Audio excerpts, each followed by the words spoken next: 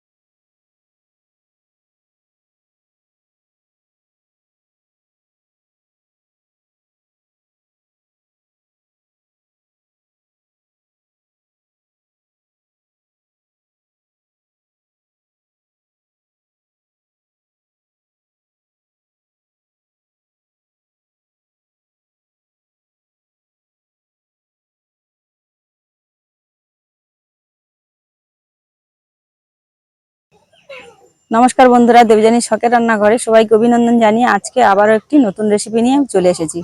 আজকে রেসিপি করে দেখাবো একদম নতুন একটি রেসিপি, আম কাসুন্দি দিয়ে কাতলা মাছের ভাপা। তো আমি এইখানে আম কাসুন্দি কাতলা ভাপা করার জন্য যে কাতলা মাছটা নিয়েছি এটা কিন্তু পুকুর থেকে ধরা এবং এর ওজন হচ্ছে 3 থেকে 3.5 কিলো ওজনের কাতলা মাছ। এখানে আমি কয়েকটা পেটিও নিয়ে নিয়েছি আর কয়েকটা দাগাও নিয়ে নিয়েছি। এবারে এটাকে আমি রান্না করে দেখাবো।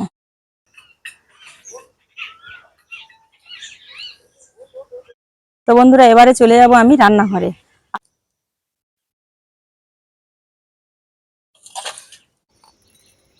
আম কাসুন্দি ভাপার জন্য আমি প্রথমে নিয়ে নিচ্ছি 2 চামচ সাদা সর্ষে, 1.5 চামচ কালো সর্ষে আর 3টে কাঁচা লঙ্কা। এবারে এর মধ্যে দিয়ে দেবো একটা বড় সাইজের কাঁচা আম নিয়ে নিয়েছি। এই কাঁচা আমের অর্ধেকটা ছাড়িয়ে কেটে এর মধ্যে দিয়ে দেব।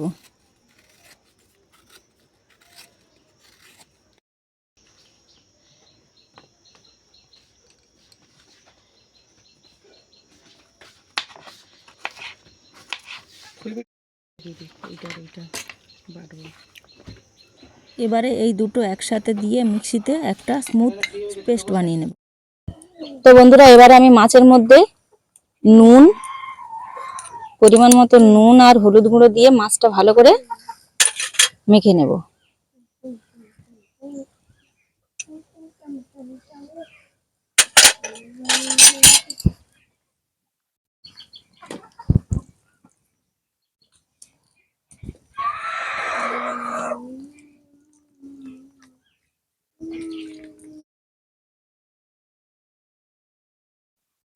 তো বন্ধুরা দেখ, কড়াইতে তেল দিয়ে দিয়েছিলাম আগের থেকে, এটাও গরম হয়ে গেছে। এবারে আমি একে একে মাছগুলো ভেজে নেব।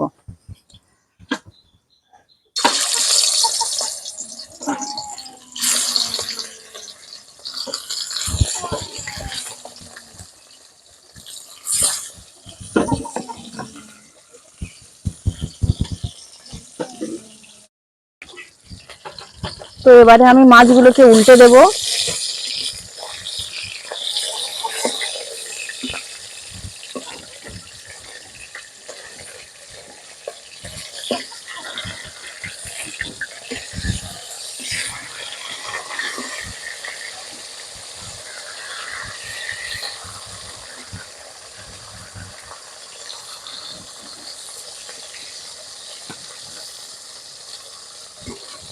তো বন্ধুরা এভাবেই আমি উল্টে পাল্টে সব মাছগুলোকে লাল লাল করে ভেজে নেব। তো বন্ধুরা দেখো আমার সম্পূর্ণ মাছটা ভাজা হয়ে গেছে এবং ভাজাটা আমি একদম সুন্দর করে লাল লাল করে ভেজে নিয়েছি। তো বন্ধুরা দেখো, এবার যে পাত্রে আমি মাছটা ভাপাতে দেব সেই পাত্রের মধ্যে বেটে রাখা আম আর সর্ষেটা, আমি যে সর্ষেটা বেটে নিয়েছিলাম সেই সর্ষেটা ওই পাত্রের মধ্যে ঢেলে দেব। আর যে বাটিতে আমার সর্ষে বাটা ছিল সেই বাটির মধ্যে আমি অল্প একটু দই নিয়ে ফাটিয়ে নেব।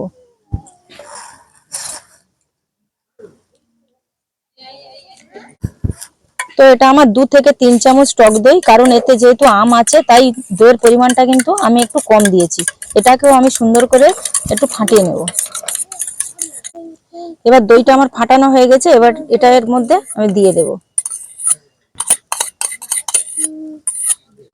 এবারে এর মধ্যে আমি পরিমাণ মতো নুন দেব।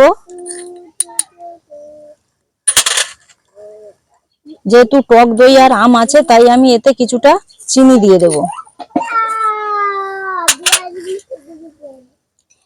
আর দিয়ে দেব হলুদ গুঁড়ো। দিয়ে এটাকে আমি ভালো করে গুলিয়ে নেব।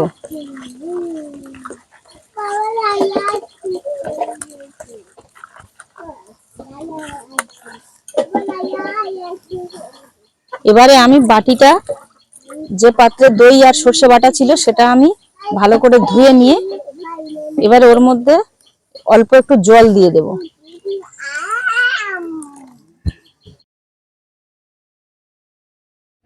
এবারে এর মধ্যে আমি মাছ ভাজার তেলটা দিয়ে দেব।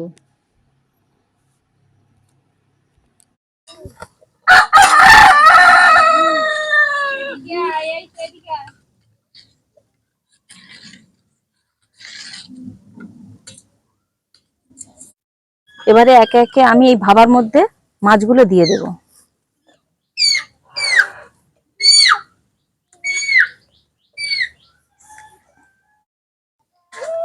তো মাছগুলো দেখো আমি ভালোভাবে সেট করে দিয়েছি। এবারে এর উপর থেকে দিয়ে দেব অল্প একটু কালো জিরে,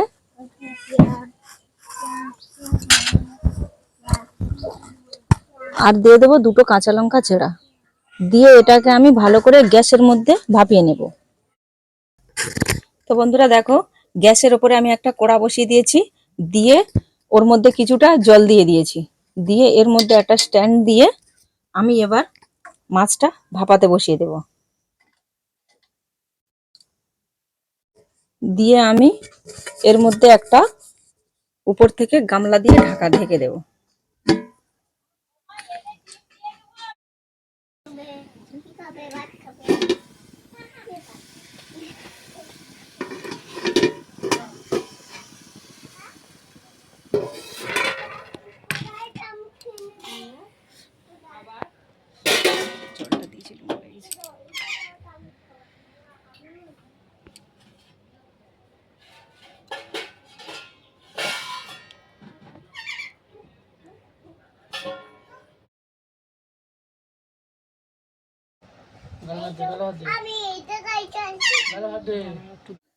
তো বন্ধুরা দেখো, তরকারিটা কিন্তু আমার হয়ে গেছে।